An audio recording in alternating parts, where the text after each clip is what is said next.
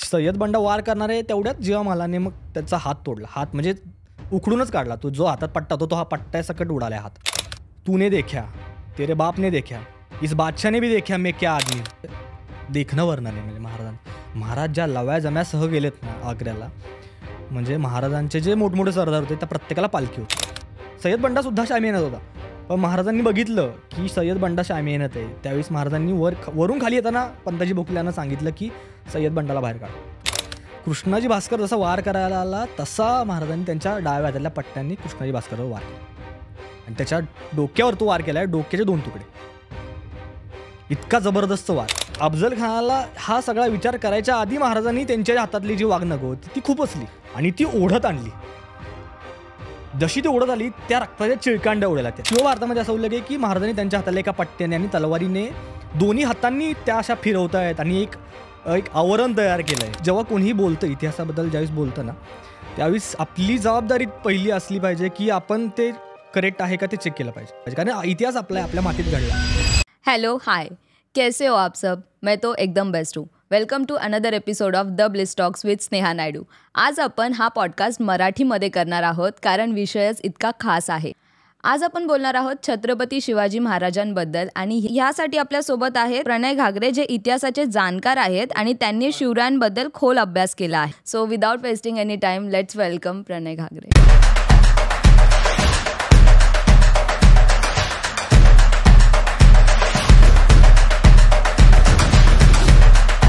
नमस्ते प्रणय.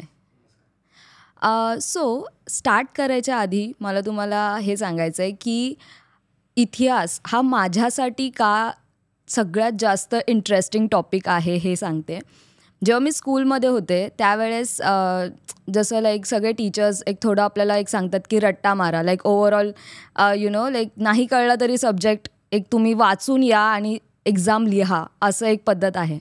माझ्या स्कूलमध्ये आमच्या ज्या मॅडम होत्या हिस्ट्री शिकवायला, त्या फक्त आम्हाला सांगायच्या आज लाईक हिस्ट्रीचा लाईक क्लास आहे, बुक्स बंद करायचं आणि फक्त ते सांगतील ते ऐकायचं. आणि त्यांनी इतकं सुंदर पद्धतीने आम्हाला हिस्ट्री शिकवलं आहे की तेव्हापासून ती खूप एक हिस्ट्रीची मला आवड निर्माण झाली आणि कधीच पुस्तक उघडून बघायची गरज खरं तर पडली नाही. फक्त ऐकलं त्यांच्याकडनं की हे असं असं झालं आहे आणि एक्झामला जाताना फक्त लास्ट टाईम एकदा वाचायचं आणि एक्झामला जाऊन लिहायचं. म्हणजे तो एकच सब्जेक्ट असा होता की खूप सुंदर पद्धतीने एक्सप्लेन केलं त्यांनी. सो त्याच्यापासून सुरुवात म्हणजे माझी नक्की असं हिस्ट्रीकडे थोडं एक आवड निर्माण झाली. जेव्हा मी तुमचं पेज बघितलं त्याच्यात मला खूप इंटरेस्टिंग काय वाटलं माहिती आहे, एक्झॅक्ट सेम जसं ते एक्सप्लेन करायचे, exact the way you explain. आणि even if I don't watch your content, म्हणजे जे व्हिज्युअल आहेत ते जरी मी नाही बघितले ना तरीसुद्धा तुम्ही इतकं छान एक्सप्लेन करता की ते हुबेहू एकदम आपल्या डोळ्यासमोर येतं. सो मी म्हणजे आपण खूप आधीपासून कनेक्ट केलेलं होतं. मी तुम्हाला मेसेज पण केलं तुमच्या कॉन्टेंट रिलेटेड अँड ऑल्सो मला ते एक्झॅक्ट ती आठवण झाली आज लाईक 15-20 वर्षांनी ऑब्व्हियसली. सो खूप छान कॉन्टेंट बनवतात प्रणय तुम्ही आणि मला खरंच खूप आवडतं. सुरुवात अशी करूया की छत्रपती शिवाजी महाराजांची कीर्ती जी आहे ती खूप महान आहे आणि त्यांचं नावच घेताना मला अंगावरती काटा येतो, प्रत्येकाच्या अंगावर काटा येतो. मी एक साऊथ इंडियन असूनसुद्धा मी मराठी खूप छान बोलते जस्ट बिकॉज आय बिलीव्ह की it's our responsibility wherever we stay, आपल्याला यायलाच हवं. सो तिथून एक कुठे ना कुठे ती एक जाणीव घरातूनच आहे. सगळ्यांना माहितीच आहे की कीर्ती खूप महान आहे त्यांची. त्यांचा जन्म हा महाराष्ट्रासाठी किती इम्पॉर्टंट होता, काय महत्त्व आहे? माझं नाव प्रणय घागरे. आता तुम्ही मला सांगितलंच की माझा कंटेंट तुम्हाला बघून असं वाटलं की तुमच्या शिक्षकांची तुम्हाला आठवण आली वगैरे. तर तुम्हाला आधीच एक क्लिअर करतो, पहिली गोष्ट सांगतो की मी कोणी मोठा इतिहास संशोधक किंवा इतिहास अभ्यासक या कॅटेगरीमध्ये बसत नाही, ठीक आहे. पहिली गोष्ट, मी एक वाचक आहे, आमच्यासारखाच एक वाचक आहे. त्यामुळे मला वाचनाची आवड आहे. मराठी घरातून असल्यामुळे शिवाजी महाराज आणि इतिहासाबद्दल थोडं तो जाज्वल्य अभिमान वगैरे हा जो असतो तो पहिल्यापासूनच लहानपणापासूनच.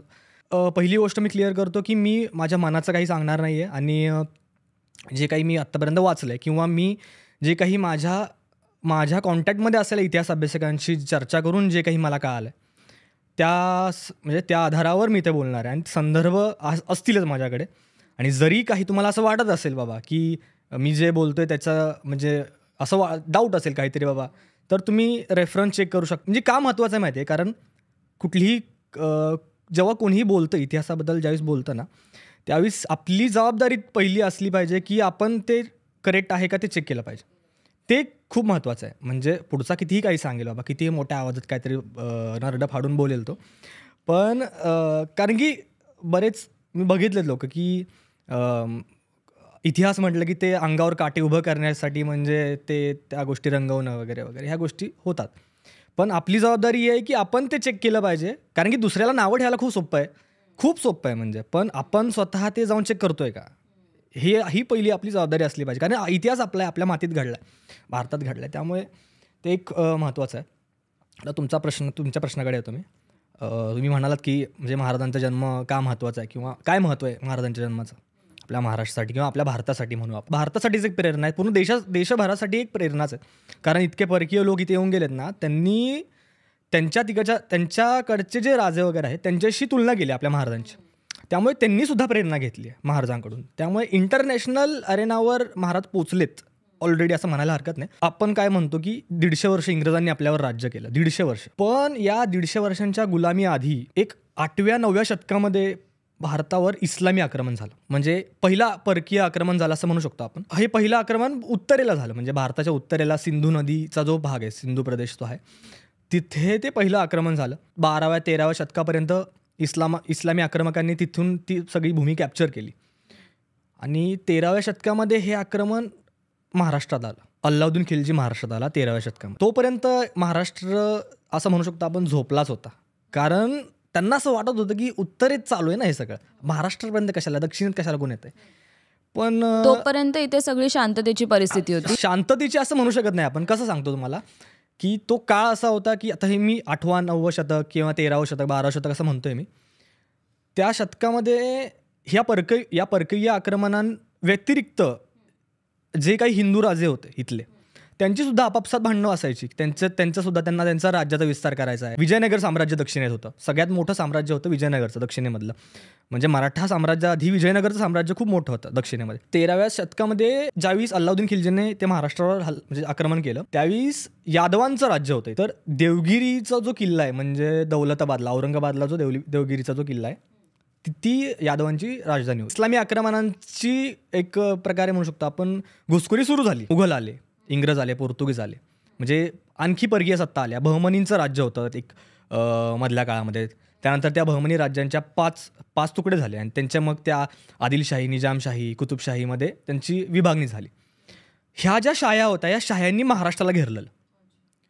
म्हणजे हिंदू राजांचं नामोनिशाणच त्यांनी म्हणजे मिटवून टाकलेलं, अस्तित्वच ठेवलं नव्हतं. विजयनगरचे जे कोणी राहिलेले होते, म्हणजे राजे जे काही त्यांचे वंशज होते, त्यांना त्यांनी भरपूर मदत केली, शहाजी राजांनी. पण या शाह्यांनी महाराष्ट्राला पूर्ण घेरलेलं. कर वसूल करण्याची पद्धतच यांची क्रूर होती. औरंगजेबाची पण 2 फरमान आहेत. त्याच्यामध्ये तो औरंगजेब सांगतोय की शेतकऱ्यांकडून कर वसूल करा, जर ते शेतकरी देत नसतील तर बळजबरीने त्यांच्याकडून कर वसूल करा. त्यांची मुंडकी उडवली जायची, ही एक वेगळा प्रकार. त्यांची बायका बरोबर दत्तक केली जायची. स्त्रियांना तर म्हणजे स्वातंत्र्य नव्हतंच. तरुण पोरांना इथून उचलून घेऊन गुलामाचा व्यापार करायचे, म्हणजे गुलाम बनवायचे त्यांना आणि परत परकीय राज्यामध्ये, बाहेरच्या देशात गुलाम म्हणून त्यांना पाठवायचे. पोर्तुगीजांनी पण भरपूर आपल्यावर म्हणजे अत्याचार केलेत. म्हणजे हे इव्हेंच्युअली खूप वाढतच गेलं असतं. हो बरोबर. शिवाजी महाराजांचा जन्म का महत्वाचा होता, तर या सगळ्या गोष्टी महाराजांनी बंद पाडल्या. तिथली प्रत्येक रयत किंवा तिथला प्रत्येक माणूस हा सुरक्षित होता महाराजांच्या राज्यामध्ये. एखादा राज्यकर्ता कसा असावा हे महाराजांनी दाखवून. एक थोडक्यात जाणून घेऊया की त्यांची आत्ताच्या शब्दांमध्ये बोलायचं तर पर्सनॅलिटी कशी होती. महाराजांच्या पर्सनॅलिटीबद्दल इतके उल्लेख आले नाही आहेत, पण जे परकीय लोक येऊन गेले भारतामध्ये, इंग्रज असतील, डच, फ्रेंच, तर त्यांनी महाराजांच्या पर्सनॅलिटीबद्दल बऱ्यापैकी लिहून ठेवलेलं आहे. किंवा मग मुघलांचे पण काही इतिहासकार आहेत, त्यांनी सुद्धा काही गोष्टी लिहून ठेवल्यात. किंवा महाराज ज्यावेळेस आग्र्याला गेले तिथल्या राजपुतांनी पण काही गोष्टी लिहून ठेवल्यात. तर आता एक तुम्हाला एक छोटंसं एक्झाम्पल द्यायचं झालं तर हेनरी ऑक्झंडन आलेला राज्याभिषेकावेळी रायगडावरती. तर तो काय म्हणतोय की सिंहासनावर बसलेला राजा मी पाहिला आहे. छत्रपती शिवाजी महाराज, आपण छत्रपती शिवाजी महाराज म्हणतो, त्यांनी जे म्हणजे त्यांनी थोडक्यात शिवाजी किंवा शिवाजी महाराज असेच उल्लेख केलेले आहेत. हां, तर मग इथे काय म्हणजे माझा काही वेगळा हे नाही आहे जे काय असेल. हां, तर शिवाजी हा 47 वर्षाचा देखणा आहे. तो इतर मराठ्यांपेक्षा उजळ आहे, म्हणजे त्यांचा चेहरा उजळ आहे, त्यांची नजर तीक्ष्ण आहे, त्यांची जी मिशी आहे ती विरळ आहे आणि त्यांची जी दाढी आहे ती टोकाला निमुळती होत गेलेली आहे. म्हणजे हे एक त्यांना एक वर्णन करून ठेवलं आहे महाराजांचं, म्हणजे महाराज कसे दिसत होते. हां, परत आग्र्याला ज्यावेळेस गेले होते महाराज, तर तिथल्या एका व्यक्तीने महाराजांचं वर्णन करून ठेवलं. तर तिथे पण तो म्हणतोय की महाराज दिसायला इतर मराठ्यांपेक्षा गोरे आहेत. त्यांच्यासोबत त्यांचा 9 वर्षाचा एक मुलगासुद्धा आहे, म्हणजे संभाजीराव शंभूराजे, तर ते सुद्धा दिसायला अतिशय गोरे आहेत, असं सुद्धा त्यांनी वर्णन करून ठेवलं. पर्सनॅलिटीबद्दल तुम्ही म्हणताय म्हणून मी सांगतो की आपल्याला काय होतं माहिती आहे की ज्यावेळेस आपण शिवाजी महाराजांबद्दल बोलतो ना आणि संभाजी महाराजांबद्दल बोलतो, 2 योद्धे ज्यावेळेस आपण डोळ्यासमोर ठेवतो ना, तर संभाजी महाराज म्हणजे छत्रपती संभाजी महाराज म्हणजे आपल्याला एक असा योद्धा किंवा त्यांची बॉडी किंवा त्यांचं जे शरीरयष्टी वगैरे शिकनखर, आणि त्याचे उल्लेखसुद्धा आहेत. शंभूराजांचे उल्लेख आहेत अशी शरीरयष्टी एकदम भक्कम छाती वगैरे याचे उल्लेख आहेत अनुपुराणामध्ये. तर तसे आपल्याला डोळ्यासमोर येतात. अफजल खानाचा वध जो झाला आहे त्याबद्दल आपण काय सांगाल, की त्याच्यामध्ये काही अशी गोष्टी आहेत ज्या अजूनपर्यंत खूप लोकांना माहीत नाही आहेत? महाराजांनी अफजल खानचा वध केला आहे नोव्हेंबर 1659 साली. त्याआधी 1655-56च्या दरम्यान महाराजांनी ना जावळीचा एक प्रदेश होता तो ताब्यात घेतला. आता जावळीचा प्रदेश म्हणजे कुठला, तर आत्ताचा जो रायगड आहे त्यावेळेस त्याचं रायरी नाव होतं. तर त्या रायरीपासून विशाळगडापर्यंतचा जो प्रदेश असतो म्हणजे कोल्हापूरमधल्या थोडा अलीगडचा म्हणू शकतो आपण, किंवा आणि बराचसा भाग थोडासा कोकणातले जे घाट वगैरे होते, तर हा प्रदेश महाराजांनी ताब्यात घेतला. त्या प्रदेशावर जे घाट होते ते घाट का महत्त्वाचे होते माहिती आहे, कारण त्या घाटातून जे काही प्रवास करायचे परकीय प्रवासी किंवा जिथून जे काही व्यापार चालायचा, तर तिथल्या व्यापाऱ्यांना ना हे जे घाट त्यांच्या ताब्यात असतील त्यांना कर द्यावा लागायचा. म्हणजेच राज्याचा रेव्हेन्यू त्या घाटांमधून जो मिळणारा कर आहे त्या करामधून यायचा. आणि दुसरी गोष्ट अशी की वाईचा जो प्रदेश होता, त्या वाईच्या प्रदेशाचा हा अफजल खान सुभेदार होता. तो वाईचा जो प्रदेश होता तो काही भाग जावळीमध्ये यायचा. आता ही जावळीचा प्रदेश आधी चंद्रराव मोरेंच्या हातात होता. त्या चंद्रराव मोरेंना पण छत्रपती शिवाजी महाराजांनीच गादीवर बसवलेला आधी. तर तो उलटला, चंद्रराव मोरे उलटला महाराजांवरती, त्यामुळे महाराजांनी त्याच्यावर हल्ला केला, जावळीवर आक्रमण केलं, जावळी ताब्यात घेतली. आता चंद्रराव मोरेंवर ज्यावेळेस महाराजांनी हल्ला केला त्यावेळी चंद्रराव मोरे हे आदिलशाहीचे नोकर होते. थोडक्यात आदिलशाही म्हणजे मोऱ्यांचं एक साम्राज्य होतं. जावळी हे स्वतः मोरे चालवायचे, मोऱ्यांचं एक मोठं साम्राज्य होतं. म्हणजे आता ह्या चंद्रराव मोरे हा महाराजांवर उलटला तो एक चंद्रराव मोरे. त्याच्या आधीचे जे चंद्रराव मोरे ते चांगलेच होते असं म्हणायला हरकत नाही आपल्याला, कारण मोऱ्यांनी त्यांचं एक वेगळं साम्राज्य स्वतंत्र जपण्याचा प्रयत्न केला किंवा जपलं आहे त्यांनी ते मोऱ्यांनी. पण ते आदिलशाहीचे नोकर होते, त्यामुळे आदिलशहाला ते आवडलं नाही की महाराजांनी जावळी ताब्यात घेतली आहे. कारण शहाजीराजे आदिलशाहीकडे होते नोकरीला, थोड्या वेळासाठी निजामशाहीकडे होते. तर या गोष्टी सगळ्या खटकल्या आदिलशाहीला की आता शिवाजी महाराजांनी जावळीचा प्रदेश ताब्यात घेतला आहे म्हणजे आता आदिलशाही डबघाईला येऊ शकते. कारण तिथून पुढचा पन्हाळ्यापर्यंतचा जो प्रदेश त्यांनी जर ताब्यात घेतला तर पन्हाळ्यावरून विजापूर जवळ आहे, जी आदिलशाहीची राजधानी होती. म्हणजे विजापूरवर पण हल्ला करू शकतात त्या. आता ऑलरेडी त्यांनी रेव्हेन्यू आपल्याकडून घेतलाच आहे, आता हे विजापूरवर हल्ला करणार तर मग आपलं राज्य खालचा म्हणजे डबघाईलाच. आणि ते झालं सुद्धा तसंच. आदिलशाहीच्या म्हणजे अफजल खानाच्या वधानंतर महाराजांनी पन्हाळ्यापर्यंतचा प्रदेश ताब्यात घेतला आणि आदिलशाहीला डबघाईला जाण्याचं कारण हे होतं की अफजल खानचा वध. त्यामुळे अफजल खानचा वध खूप महत्त्वाचा आहे, खूप मोठं म्हणजे महत्त्वाचं प्रकरण आहे अफजल खानाचा वध. या सगळ्या गोष्टींमुळे मग त्याच काळात जो अली आदिलशाह होता तो आजारी पडला. त्यामुळे तिथं मग भांडणं, कॉन्फ्लिक्ट हे यांची पहिल्यापासून एक सवय होती. या ज्या शाह्या किंवा हे इस्लामी आक्रमण होते ते सरळ मार्गाने कधी गादीवर आले नाहीत. हे लोक एकमेकांना मारणं त्यांचं खूप त्यामुळे तो आजारी पडल्या यांच्यात कॉन्फ्लिक्ट सुरू झाले. आणि त्याच दरम्यान झालं काय की आता हे मुघल आणि आदिलशाह यांच्यामध्ये पण भांडणं होती. ती वादावादी असायची त्यांची कायम. म्हणजे मुघलांना, औरंगजेबाला आदिलशाही पूर्ण संपवायची होती, निजामशाही संपवायची होती. निजामशाही जवळजवळ त्यांनी नंतर संपुष्टात आणलीच आदिलशाही मुघलांनी मिळून. तर त्यानंतर मग आदिलशहाला वाटायला लागलं की आता हा मुघल म्हणजे औरंगजेब तो आदिलशाही पण आपल्या हातात घेईल. त्यामुळे 2356 म्हणजे जावळी ताब्यात घेतली कशी तर 55-56 साली अफजल खान पण कर्नाटकमध्ये गेला. त्यामुळे महाराजांना तिथं पूर्ण उसंत मिळाली पूर्ण. त्यामुळेच मग ती जावी ताब्यात घेतली, आरमार त्यांनी उभं केलं महाराजांनी. याच दरम्यान सगळं आरमार वगैरे उभं केलं. आणि मग हे जावी ताब्यात घेतल्यामुळे आदिलशहाला समजलं की आपल्याला आता काहीतरी हालचाल केली पाहिजे लवकर. म्हणून मग त्या बडी बेगमने तिथं विडा ठेवला की कोण बाबा, कोण आता. पण कोणाची हिंमत झाली नाही.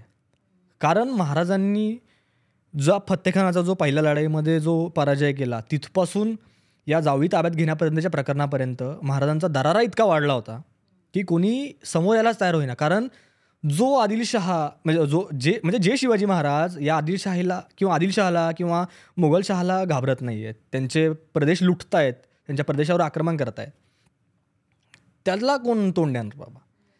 पण अफजल खानाचं हे कर्तव्य होतं की वाईचा प्रदेश किंवा जावी ताब्यात महाराजांनी घेतली ती परत चंद्ररावाला देणं, हे कर्तव्य होतं अफजल खानाचं तसं बघायला गेलं तर. त्यामुळे अफजल खान मग समोर आला, त्यानं तो विडा उचलला आणि मग ती पुढची प्रोसेस सुरू झाली. म्हणजे त्यांनी स्वारी करायचं ठरवलं बाबा. वाईला आला, त्यानं बस्तान मांडलं आपलं. तिथून मग पत्रव्यवहार सुरू झाला. आता अफजल खान प्रकरण सुरू होतं काय थोडक्यात तसं बघायला. तर त्याने पत्रव्यवहार वगैरे सुरू केला महाराजांशी. महाराज यायला तयार नाहीत. महाराजांचं पहिल्यापासून एक जे ठेवलं आहे ना महाराजांनी, त्यांचं स्थैर्य किंवा त्यांची जी स्थिर वृत्ती आहे ना, ती त्यांनी म्हणजे त्यांचं मन कधीच विचलित झालेलं नाही आहे. किती पण मोठा प्रसंग होते, किती पण बाका प्रसंग होते, महाराजांनी काय म्हणतात त्याला, असं गडबडीत काही निर्णय घेतलेला नाही. म्हणजे तिथं पण वाईला आल्यावर अफजल खानाला म्हणतात की आम्ही घाबरलो आहे, आम्ही तुमच्याकडे नाही येऊ शकत बाबा. मग म्हणजे थोडक्यात तेच की त्यांनी खूप विचार करून सगळ्या गोष्टी केल्यात. एक पाऊल त्यांनी जे टाकलं आहे ना, खूप विचार करून टाकलेलं आहे. हे 1-2 दिवसाचं काम नाही, हे वर्ष ह्या गोष्टी चालू होत्या सगळ्या. तो वाईवरून यायला वाईला महाराज यायला तयार नाहीत. मग ते त्यांचे जे वकील होते कृष्णाजी बोकील आणि कृष्णाजी भास्कर कुलकर्णी, हे 2 वकील होते. कृष्णाजी भास्कर कुलकर्णी अफजल खानाचा वकील होता आणि पंताजी बोकील हे महाराजांचे वकील होते. या दोघांमध्ये हे दोघं जाऊन यायचे. म्हणजे पंताजी बोकील अफजल खानाकडे जायचे, कृष्णाजी भास्कर महाराजांकडे यायचा. पत्रव्यवहार चालू झाला. वाईला तर महाराज येत नाहीत, म्हणून मग अफजल खान म्हणाला, म्हणजे मग अफजल खान जावळीत यायला तयार झाला. महाराज म्हणत होते की जावळीत आहे बाबा, तुम्ही जावळीत या, काका म्हणायचे. म्हणजे काका असं म्हणून, काका तुम्ही आमच्या काकासारखेच आहे, तुम्ही स्वतः जावळीत या, आम्ही तुम्हाला शरण देतो किंवा आम्ही हे स्वतःच्या हाताने तुम्हाला आमचं हे राज्य देऊन टाकतो तुम्हाला असं. तर पूर्ण म्हणजे घाबरलेले दाखवण्याचा प्रयत्न महाराजांनी तिथं खूप केला. अफजल खानाला म्हणजे ते बऱ्याच अंशी ते पटलं अफजल खानाला. अफजल खान मग तो जावळी झाला. आता हा जावळीचा प्रदेश अफजल खानात असा माहिती होता, पण तरीसुद्धा तो त्याचं जे मोठं सैन्य होतं 1,00,000 भराचं, ते घेऊन आला, जावळीमध्ये घुसला. पण त्याचं जावळीमध्ये जे काही नुकसान झालं, त्याचे बरेच सैनिक मारले गेले, त्याचे हत्ती उंट वगैरे बरेचसे मारले गेले. तोफांना वरती आणता नाही आलं त्याला. म्हणजे महाराजांना माहिती होतं की इथपर्यंत तो येऊ नाही शकणार, सरळ वाटेनं काही येऊ नाही शकणार आहे. त्यामुळं तो आला. त्यांची कॅपॅसिटी पण त्यांनी ओळखून घेतली की कुठपर्यंत हे लोक गोष्टी करू शकतात. आता ना हा डायरेक्ट प्रतापगडवरून आलेला. प्रतापगडाच्या जवळ एक गाव आहे, गावाचं नाव मला आठवत नाही, पण त्या प्रतापगडाच्या जवळच्या एका गावाकडे तिथं तंबू ठोकला त्याच्याबरोबर सैन्य होतं. तर आता अफजल खान म्हणाला इकडे या. महाराज तिथं पण नाही गेले. म्हणजे महाराजांनी म्हणजे किती आता इथपर्यंत आला तर एखादा गेला असतं बाबा, पण नाही, महाराज म्हणतात तुम्ही प्रतापगडावर आहे. म्हणजे महाराजांनी तिथे सुद्धा म्हणजे गडबड नाही, घाई नाही, काय नाही, आपल्याला जे प्लॅन त्यांच्या डोक्यात जे होतं ते त्यांनी करून दाखवलं. म्हणजे कसं ते बाबा, म्हणजे इथं ना खूप सगळ्यात मोठं काम म्हणजे ना त्यांचे जे वकील होते पंताजी वकील, त्यांचा पण खूप म्हणजे या कार्यामध्ये मोठा हात आहे. त्यांनी जे अफजल खानाच्या वकिलाशी किंवा अफजल खानाशी जो काही संवाद साधला आहे, त्यामुळे अफजल खान मग प्रतापगडच्या पायथ्याशी यायला पण तयार झाला. मग तो प्रतापगडाच्या पायथ्याशी आला, मग त्यांची भेट झाली. म्हणजे आता काही जण म्हणतात की आता तुम्ही म्हटला की काही गोष्टी ज्या न माहिती असलेल्या सांगण्याचा प्रयत्न करा थोडा, तर काही जणांना वाटतं की ही निशस्त्र भेट होती असं आपल्याला माहिती आहे. पण म्हणजे असं आपल्याला प्रत्येक वेळा असं कानावर तेच पडत आलं, पण ही सशस्त्र भेट होती. म्हणजे महाराज शिवभारतामध्ये जे ऑथेंटिक ग्रंथ आहे शिवभारत, शिव म्हणजे महाराजांच्या आज्ञेने तो ग्रंथ लिहिला गेला आहे, शिवकाळामध्ये लिहिला गेला आहे, त्यामुळे तो खूप ऑथेंटिक ग्रंथ आहे. तर त्याच्यामध्ये सरळ स्पष्ट उल्लेख आहेत की शिवाजी महाराजांनी एका हातात पट्टा चाढवला आहे, एका हातात तलवार घेतली आहे, आणि त्यांनी एक बिचवा लपवला आहे एका डाव्या बाजूला, आणि बाकीचे जेधे करीना किंवा जेधे शेकावली म्हणून जे काही संदर्भ ग्रंथ आहेत किंवा बखरी आहेत आपण म्हणू शकतो, तर त्याच्यामध्ये सुद्धा वाघ नखं लपवलेत महाराजांनी डाव्या हातात, तर बिचवा लपवला आहे. ह्या गोष्टी आहेत. म्हणजे ही सशस्त्र भेट होती. महाराज इव्हन शामियात एंटर करताना सुद्धा ते एका हातात पट्टा आणि दुसऱ्या हातात तलवार घेऊन शिरलेत. आता याच्या मागचा म्हणजे थोडक्यात काय, तर ही सशस्त्र भेट होती. सगळ्यांना माहिती होतं की नियम ठरले होते की बाबा 10 अंगरक्षक असतील आणि ते एका बाणाच्या टप्प्यावर असतील शामियानाच्या. मग त्या प्रकारे त्यांचे 10 आपले 10 असे 10 अंगरक्षक शामियानाच्या एका बाणाच्या टप्प्यावर उभे राहिले होते. सशस्त्र भेट होती. आतमध्ये फक्त पंताजी वकील शिवाजी महाराज, म्हणजे पंताजी वकील छत्रपती शिवाजी महाराज, अफजल खान आणि त्यांचा वकील कृष्णाजी भास्कर, हे 4 जण होते. म्हणजे शामियाना शिरायच्या आधी सय्यद बंडा सुद्धा शामियानात होता. पण महाराजांनी बघितलं की सय्यद बंडा शामियानात आहे, त्यावेळेस महाराजांनी वरून खाली येताना पंताजी वकिलांना सांगितलं की सय्यद बंडाला बाहेर काढा. कारण महाराजांना माहिती आहे की भाई काहीही होऊ शकतं, काहीही, प्रत्येक गोष्टीचं महाराजांनी आधीच तर्क लावून ठेवला आहे. म्हणजे अफजल खान इथं आलाय काय आपल्याला चहा पाणी करायला आल्या नाही, हे एक महाराजांना माहीत होतं. काय तो बोलाचाली करणार नाही, कारण अफजल खानाबद्दल प्रत्येकाला माहिती होतं की हा दगाबाजीने मारतोय. म्हणजे भरपूर जणांना त्यानं मारलेलं आहे. त्यामुळं तो सय्यद बंडाला शामियानातून बाहेर काढायला सांगितलं महाराजांनी. मग त्या सय्यद बंडाला बाहेर काढलं. कारण म्हणजे महाराजांनी सांगताना मग सांगितलं की सय्यद बंडा शामियानात असल्यामुळे महाराज घाबरत आहेत. तर तुम्ही सय्यद बंडाला बाहेर काढा, जेणेकरून महाराज येतील. नाहीतर महाराज परत गडावर जाणार. बाबा आता इथपर्यंत आलेत, बाबा इथपर्यंत आलोय आपण, परत कुठं जाणार? थोडक्यासाठी कशाला अफजल खान म्हणाला त्याला काढा, जाऊ दे, जावा बाहेर बाबा तुम्ही. तर सय्यद बंडाला बाहेर जायला सांगितलं अफजल खानाने. तर शामियानात एंट्री केली महाराजांनी. आणि इथे ना आता नक्की महाराजांची आणि अफजल खानची भेट कशी झाली याच्यावर ना शिवभारतामध्ये नोंद आहे, जेधे शकावलीमध्ये, जेधे करीनामध्ये नोंद आहे. परकीयांनी सुद्धा काही गोष्टी लिहून ठेवल्यात. म्हणजे निकोलाओ मनुची म्हणून एक परकीय इटालियन प्रवासी होता, तर त्याने सुद्धा या गोष्टीचं वर्णन करून ठेवलं आहे अफजल खानाच्या वधाचं. तर या सगळ्यांचा एक जर आपल्याला सांगायचं झालं की नक्की भेट कशी होती, आता या सगळ्यांचं मिळून मी एक सांगतो थोडक्यात कशी भेट झाली बाबा थोडक्यात. तर अफजल खान चौथऱ्यावर उभा होता. एक चौथरा होता आतमध्ये, त्या चौथऱ्यावर अफजल खान उभा होता. महाराजांनी भेटीच्या आधी त्यांच्या हातातला पट्टा आणि तलवार पंताजी वकिलांकडे दिली. त्यांनी नंगी तलवार आहे, काय मेहनत वगैरे ठेवली नाही, नंगी तलवार म्हणजे उघडी तलवार आहे दोघांकडे सुद्धा. म्हणजे इथपर्यंत समजतं आपल्याला की किती म्हणजे सशस्त्र भेट म्हणजे काय असतं हे आपल्याला समजतं बघायचं. तर मग हे सगळं म्हणजे त्यांच्या ताब्यात हातात दिलं पंताजी वकिलांच्या. कृष्णाजी भास्करच्या त्यांनी अफजल खानाने त्याच्या हातात दिलं. महाराज चौथऱ्यावर चढले आणि त्यांनी मिठी मारली एकमेकांना, आलिंगन दिलं. आणि एका क्षणाला अफजल खानाने महाराजांना डाव्या आपल्या बगलीमध्ये पकडलं आणि दाबायला सुरुवात केलं. आणि महाराजांना कळालं की आपल्याला काहीतरी करायला पाहिजे. म्हणजे आता मी हे खूप असं नाही की असंच पुस्तकात लिहिलं आहे, ठीक आहे ठीक आहे, तुम्हाला कळण्यासाठी सांगतोय. नाहीतर एखाद्याला काहीतरी असं वाटू शकतं बाबा की ह्याला काय माहिती बाबा, हा जाऊन तिकडे आलाय का, बघून आलाय का. मी थोडक्यात सांगतोय की मग त्यानंतर अफजल खानाने मग वार केले महाराजांवरती.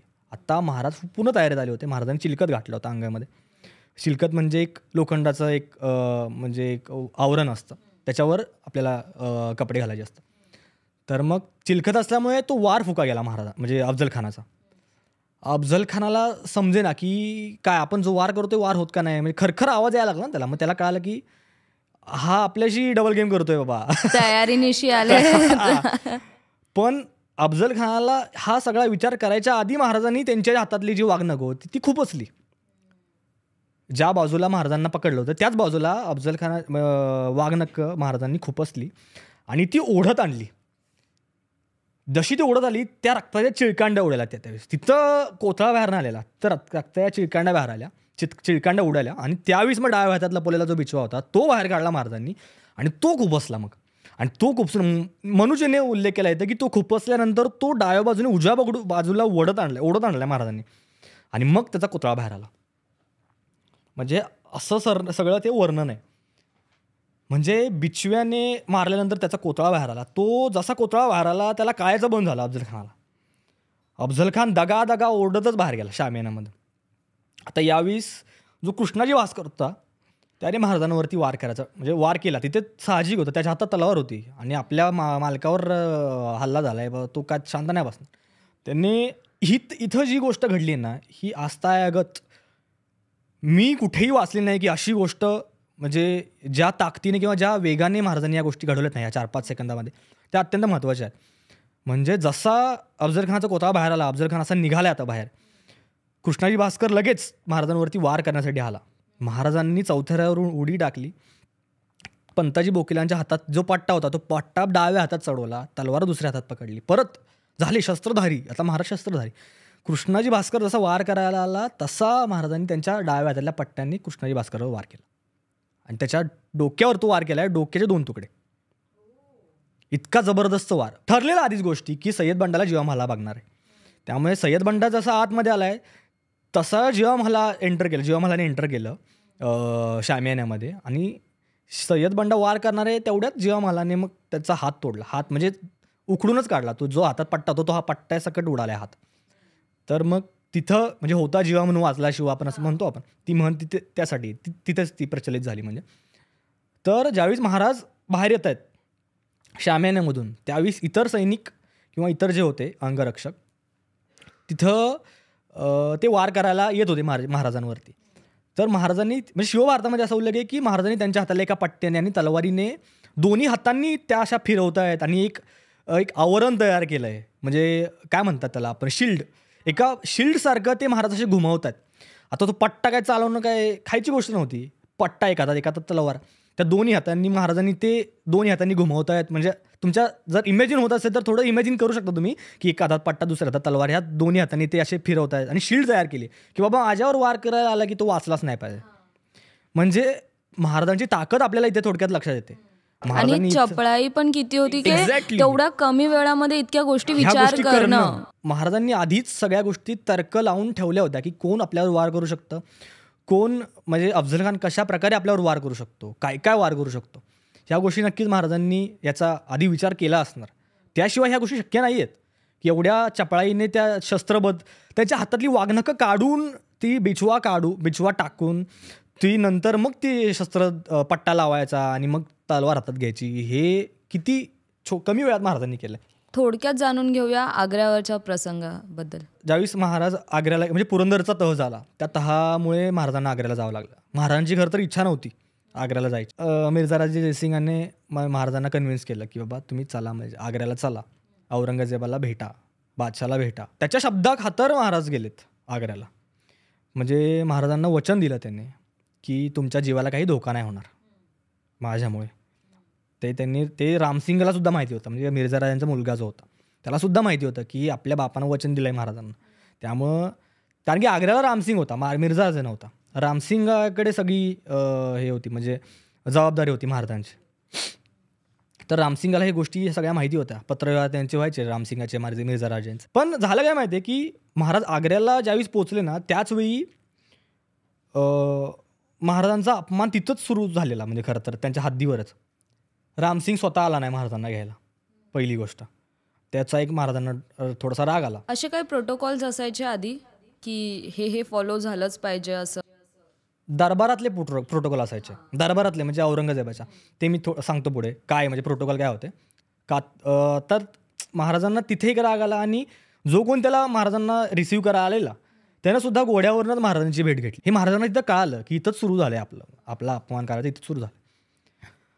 आता आपण प्रोटोकॉलकडे बोलूया. आता महाराज एंट्री ज्यावेळेस आग्र्यामध्ये झाली ना तर तिथलं सुद्धा वर्णन अतिशय देखणं वर्णन आहे. म्हणजे महाराज ज्या लव्या जम्यासह गेलेत ना आग्र्याला, म्हणजे महाराजांचे जे मोठमोठे सरदार होते त्या प्रत्येकाला पालखी होती. प्रत्येक पालखीला चांदीच्या पत्रे ठोकलेत. महाराजांचे समोर जे घोडे आहेत त्या घोड्यांच्या अंगावर जी इथे झूल नाही म्हणता येणार, जे काही म्हणजे टाकलं जातं घोड्यांच्या अंगावर ते सुद्धा सोन्याचं आहे. आणि महाराजांची पालखी म्हणजे पालखीला पण जे खांब आहेत त्या खांब पण सोन्याचे आहेत. म्हणजे सोन्याचं पत्रे ठोकलेत सगळीकडे. म्हणजे श्रीमंत कसा आपण आपला वैभवशाली आपण आहोत हे दाखवायला कुठं कमी पडले नाहीत महाराज. म्हणजे महाराजांनी त्यांचं जो वैभव होतं ते पुरेपूर तिथं दाखवलं आहे की मी कुठून आलो आहे, मी कोण आहे हे तुम्हाला माहिती पाहिजे. महाराजांना माहिती होतं की आपण कुठं जातो आहे. त्यांच्यासोबत शंभूराजे होते. शंभूराजांना खूप ही मोठी गोष्ट होती की शंभूराजांनी लहानपणीच हे मुघलांचं साम्राज्य सगळं बघितलं, तिथली कशी राज्यव्यवस्था कशी चालते बाबा, आणि याचा फायदा नंतर झाला शंभूराजांना ह्या गोष्टीचा. तर आग्र्याला गेले महाराज, तिथं त्यांची एक व्यवस्था केली गेली. आता प्रोटोकॉलबद्दल तुम्हाला सांगतो. मुघलांच्या औरंगजेबाच्या दरबाराचे असे प्रोटोकॉल होते की कोणीही कितीही मोठा असू दे त्याला मान वर करायची परवानगी नव्हती. मान खाली घालून ते सुद्धा जर बोलायचं असेल काय तर तोंडावर रुमाल ठेवा लागायचा. असा तोंडावर रुमाल ठेवायचा आणि मग बोलायचं. 3 वेळा मुजरा करावा लागायचा. कसा? खाली जमिनीला हात टेकायचा, वर टेकायचा. जमिनीला टच झाला पाहिजे हात जमिनीला टच होऊन परत इथपर्यंत आणायचा. असं 3 वेळा मुजरा करायला लागायचा. तिथं जर कोण काय असं हालचाल करताना दिसलं बाबा की काहीतरी, त्याला तिथल्या तिथं मारायचा म्हणजे आदेश होते. आणि अशा दरबारामध्ये महाराजांची भेट झाली. महाराजांना तिचा अपमान करण्यात आला. म्हणजे महाराजांना मागच्या रांगेत उभं केलं. जो जसवंत सिंग महाराजांना पाठ टाकून पाळलेला त्याच्या मागं महाराजांना उभं केलं गेलं. महाराजांना काय आलं की आपला अपमान होतो इथे. आपण काय असेच नाही आहे इथं, काय मी सरदाराचा मुलगा किंवा जहागीरदाराचा मुलगा म्हणून आलो नाही, मी सुद्धा राजा आहे. महाराजांनी तिथं या सगळ्या प्रोटोकॉल महाराजांना माहिती होते बरं, तरीसुद्धा महाराजांनी तिथून त्या बादशाला पाठ दाखवून तिथून बाहेर पडले महाराज. पण त्याआधी रामसिंगाशी महाराजांचं बोलचाल झाली, म्हणजे बोलाचाली झाली. महाराजांना राग आलेला या गोष्टीचा. रामसिंगाने विचारलं काय झालं. तर तिथं ना महाराज काही शब्द बोललेत जे राजस्थानी पत्रांमध्ये आलेले आहेत की तूने देखा, तेरे बाप ने देखा, इस बादशाह ने भी देखा मैं क्या आदमी हूँ, ते तुम्हारी बादशाह की खिल्लत मुझे मंजूर नाही. आणि इथं माझं म्हणजे मराठीत सांगतो की इथं माझं मुंडकं जरी उडवलं म्हणजे तरीसुद्धा मला काय हरकत नाही. आणि महाराजांनी मग तिथं त्या बादशाला, ज्या बादशाच्या समोर मान वर करायची परवानगी नव्हती, त्या बादशाला पाठ दाखवून महाराजांनी तिथला दरबार सोडला. नरहर कुरुंदकरांनी या प्रसंगावर एक अतिशय मार्मिक टिप्पणी केली, म्हणजे मार्मिक वाक्य लिहिलं आहे. नरहर कुरुंदकर म्हणतात की आजवरच्या मुघल साम्राज्याचा आणि तैमूरच्या साम्राज्याचा महाराजांनी तिथं पराजय केला. म्हणजे मुघल साम्राज्य म्हणजे त्या काळात भारताचं साम्राज्य असं म्हणूनच बघितलं जायचं. जे काही परकीय प्रवासी होते ते भारतीय म्हणजे भारताचं राज्य कुठलं तर मुघलांचं असं म्हणूनच बघायचे. अशा साम्राज्याच्या त्या बादशाहसमोर महाराजांनी पाठ दाखवून तिथनं महाराजांनी दरबार सोडला. हे सगळं झालं. आता महाराजांना एका ज्या दरबारात ह्याच्यात वाड्यामध्ये ठेवलेलं, तो वाडा, त्या वाड्यामध्ये ज्याला ठेवायला जायचं तो मारायचा, म्हणजे त्याला मारलंच जायचं असं होतं. पण काही काळाने त्यांची परत बदली केली, म्हणजे वाडा बदलला गेला महाराजांचा. तर इथं एक प्रसंग, म्हणजे महाराज कसे सुटले असतील, काय काय केलं असेल महाराजांनी या गोष्टी, म्हणजे इथून सुटणे. आता महाराजांना माहिती आहे ना इथनं काय आपली सुटका लवकर नाही होणार आहे. म्हणजे औरंगजेबाने त्यांच्या कडक पहारा ठेवायला सांगितलं. महाराजांनी हालचाली करायला सुरुवात केली. तर कसे महाराज निघालेत याचे वेगवेगळ्या याच्यामध्ये वेगवेगळे उल्लेख आहेत. तसं काही ठिकाणी असे उल्लेख आहेत की महाराज पेटाऱ्यातून निघालेत. काही ठिकाणी असे उल्लेख आहेत की महाराजांनी वेश बदलला आहे. म्हणजे औरंगजेबाचे जे ऑफिशियल डॉक्युमेंट आहेत मुघलांचे, तिथं म्हणजे महाराज निसटल्यानंतर तिथं मग जबाब वगैरे नोंदवला तिथल्या सैनिकांचा औरंगजेबाने की काय कसं शेवटचं तुम्ही कधी बघितलं किंवा काय झालं बाबा. तर त्यांनी सांगितलं आहे की महाराज बहुतेक वेश बदलून गेलं, त्यांनी सांगितलं आहे. तर कारण महाराजांनी तोपर्यंत अशी म्हणजे असं एक चित्र उभं केलेलं की आता मी बाबा माझं आता काय खरं नाही, तरच मी बहुतेक मारणार आहे, असं औरंगजेबाच्या पत्रव्यवहार सांगितलं आहे त्याने की बहुतेक मी आता मारणार आहे इथेच. त्यामुळे आता माझी शेवटची इच्छा आहे की गोरगरिबांना बाबा मिठाई द्यायचे, फळं द्यायचे. त्यामुळे ते पेठारे सुरू झालेले आधीच. तर मग जे आता इतिहास अभ्यासक जे आहेत त्या इतिहास अभ्यासकांच्या म्हणण्याप्रमाणे कदाचित शंभूराजे पेठाऱ्यातून गेले असतील, शिवाजी महाराजांनी कदाचित वेषांतर केलं असेल, असं इतिहास अभ्यासकांचं मत आहे बाबा. पण नक्की कसे गेलेत ते कुणाला नाही माहिती, अजूनपर्यंत पण कोणाला नाहीच माहिती. म्हणजे कसं शक्यच नाही ना. तसं माहिती असतं तर मग काय उपयोग नाही ना. मग महाराजांनी एवढी युक्ती लढवून महाराज तिथनं निसटले. म्हणजे ज्या गुप्तपणे इथं गुप्तचरांचं जे गुप्तहेर जे होते म्हणजे बहिर्जी नाईक पण त्यावेळेस होते, तर गुप्तहेर खातं जे होतं महाराजांचं, तर ते सुद्धा इथं खूप मोलाचं कामगिरी आहे गुप्तहेर खात्याची. म्हणजे कुठले रस्ते, म्हणजे आग्र्याची सगळा पूर्ण नकाशा त्यांच्याकडे असलाच पाहिजे, त्याशिवाय महाराज हे निसटणं पूर्ण पॉसिबलच नाही आहे. कारण आपल्याला आत्ता ज्या सुविधा आहेत त्या सुविधा असताना सुद्धा आपल्याला आपण हरवतो. आपल्याला नाही जाता येत. किती पण गुगल मॅपमध्ये सांगितलं आपण ना की इथं पोचायचं आपल्याला, कुठनं तरी दुसऱ्या रस्त्याला जातो आपण. पण त्या काळात महाराज सरळ रस्त्याने येऊन राजगडला येणं हे खूप मोठी गोष्ट आहे. त्या काळात आग्र्यापर्यंतचा प्रवास महाराजांनी घोडा असेल किंवा जे काही पालखी असेल कसाही चालत जसा मिळेल त्या रस्त्याने महाराज, आणि ज्या प्रकारे मिळेल त्या प्रकारे महाराज आलेत बाबा. आणि मग त्यानंतर शंभूराजांना मथुरेमध्ये ठेवलं महाराजांनी, कारण इतका मोठा प्रवासाने धावपळ होणार हे महाराजांना माहिती होतं. कारण आपल्याला एका ठिकाणी थांबून लय वेळ चालणार नाही आहे, कारण की मुघलांचे सैनिक त्यांनी आणि तेवढ्या लाईक पोचण्यापर्यंत पण कोणावरती विश्वास ठेवायचा आणि कोणावरती नाही, की लोकल जे आहेत राहतात त्यांच्यावरती पण कितपत विश्वास ठेवायचा. आणि एखाद्याला कळलं आणि मग सगळ्यांना कळलं तर मग ती किती मोठा प्रसंग त्याच्यावरनं होऊ शकतो हे पण खूप हे आहे. ह्याच्यातनं अजून एक गोष्ट एक कळते ना, की जिथे जिथे त्यांनी युक्ती लावली ना, ती युक्ती फक्त त्यांनी जे मुघल आहेत त्यांचा इगो आपण बोलतो ना की सॅटिस्फाय केला प्रत्येक वेळेस, आणि त्या हिशोबाने त्यांनी म्हणजे फिरवलं आहे त्यांना. म्हणजे की मी तुम्हाला घाबरतोय हे जिथे तुम्ही बोललात तिथेच त्यांना एक हॅपीनेस भेटतो की अरे चला म्हणजे हे का आमच्या शरण आले आहेत. तर त्याची म्हणजे त्यांचं त्यांनी म्हणजे इंटेलिजन्स पण किती आहे की ते ओळखणं की समोरचा माणूस काय बोलल्यानंतर तो विरघळू शकतो. त्यांनी बरोबर मुघलांची नस ओळखलेली. एक्झॅक्टली. तर आपण बोलतो ना की असा राजा होणे नाहीच आणि नाहीच शक्यच नाही. त्यांनी जे केलंय ना त्यांचा आदर्श घेतला पाहिजे आपण. म्हणजे किती महत्त्वाचं आहे त्यांचा आदर्श घेणं. म्हणजे महाराज म्हणजे आपण एका अर्थाने म्हणू शकतो की म्हणजे एखादी अपॉर्च्युनिटीचा कसा योग्य वापर करायचा हे महाराजांकडनं आपण शिकलं पाहिजे.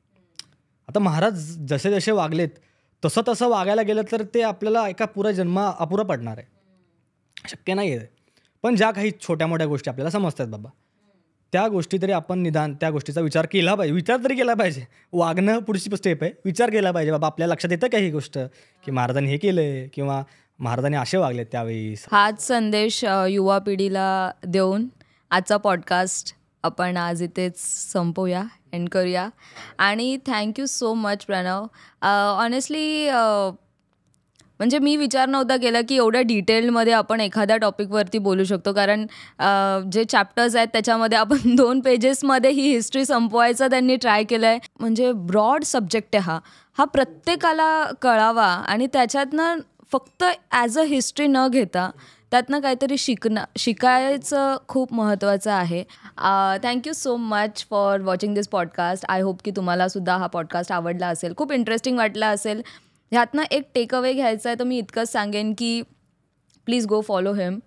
त्यांचं लिंक मी डिस्क्रिप्शनमध्ये देईल. आणि एक पुस्तक उचलून वाचण्यामध्ये खूप एफर्ट्स लागतात आजकाल, हे मला माहिती आहे. पण थोडक्यात डेली लाईफमध्ये जर तुम्ही एखादा व्हिडिओ बघितला तर त्याच्यामुळे तुम्हाला किती नॉलेज भेटू शकतं हे ह्यांच्या व्हिडिओ थ्रू मी तुम्हाला सांगेल. काही क्लिकबेट नाही आहे, काही नाही आहे. 1.5 मिनिटाचे व्हिडिओ आहेत, खूप जास्त युजफुल आहेत, खूप नॉलेजेबल आहेत. सो जा व्हिडिओ बघा. Yes, thank you so much for watching. Next time परत येईन एक वेगळा पॉडकास्ट सोबत आणि एक वेगळी पर्सनॅलिटी घेऊन. So bless out.